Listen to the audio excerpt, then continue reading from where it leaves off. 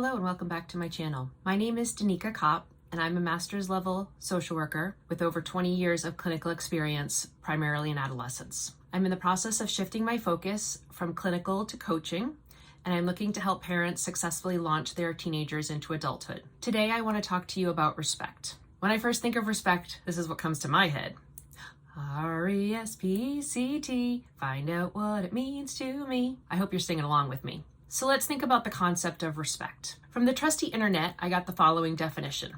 It's a noun, and it's a feeling of deep admiration for someone or something elicited by their abilities, qualities, or achievements. So you may or you may not have respect for my singing voice. The number 2 definition is a due regard for the feelings, wishes, rights, and traditions of others. So for example, young people's lack of respect for their parents.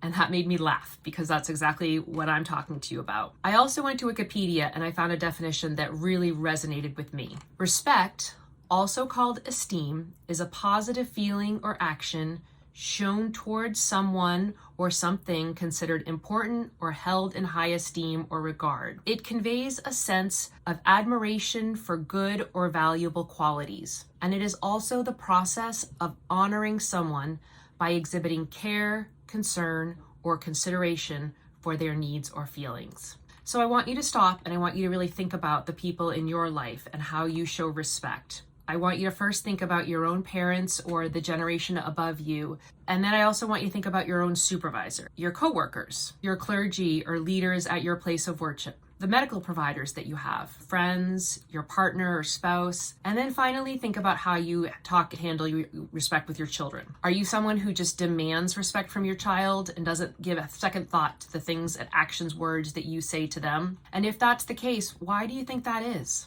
I firmly believe that respect is a two-way street. How we speak, the tone, the words, the questions we ask to understand the struggle rather than just dismissing it. That's how we build respect with our kids. Adolescents are amazing at reading a room. They know exactly who wants to talk to them and who cares about them and who sees them as nothing more than a bothersome mosquito. I know that we don't always agree with our teenagers. If you really want a relationship with them, we need to think about the ratio of 2 ears and 1 mouth. I want you to think about how to listen to hear what they say rather than listening to respond to them. Think about their perspective.